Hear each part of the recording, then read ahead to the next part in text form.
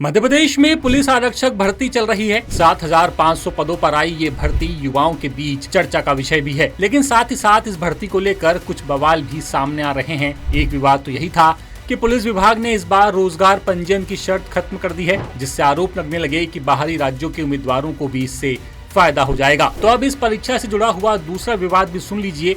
दरअसल पुलिस विभाग ने इस भर्ती में मिलने वाली कुछ छूट खत्म कर दी है, यानी उम्मीदवार अब इन छूटों का फायदा नहीं ले पाएंगे और उसके लिए ये एग्जाम थोड़ा और टफ हो जाएगा। अब उम्मीदवारों के सामने कौन कौन सी चुनौतियां आ रही है, चलिए ये बताते हैं। पुलिस भर्ती में पहले कुछ विशेष छूट मिलती थी, जैसे कि कैंडिडेट्स को एज लिमिट में छूट दी जाती थी और ये छूट सिर्फ प्रदेश के उम्मीदवारों को ही मिलती थी, जो कि खत्म कर दी गई है। जैसे मान लीजिए आपकी उम्र 30 साल हो गई है, लेकिन आप मध्य प्रदेश के निवासी हैं, तो आपको विशेष छूट मिलती थी कि आप एग्जाम दे सकते थे, लेकिन इसे खत्म कर दिया गया है। साथ ही साथ कुछ फिजिकल स्टैंडर्ड यानी कि शारीरिक मानकों को भी बदला गया है, जिससे एमपी के युवाओं के लिए ये परीक्षा थोड़ी और टफ हो गई है, क्योंकि इसके पहले जो पुलिस भर्तियां होती थी उनमें ये छूट मिलती थी। तो कुल मिलाकर नियम बदले गए हैं और परीक्षा थोड़ी और कठिन हो गई है, क्योंकि ज्यादातर बदलाव फिजिकल पर असर डालने वाले हैं।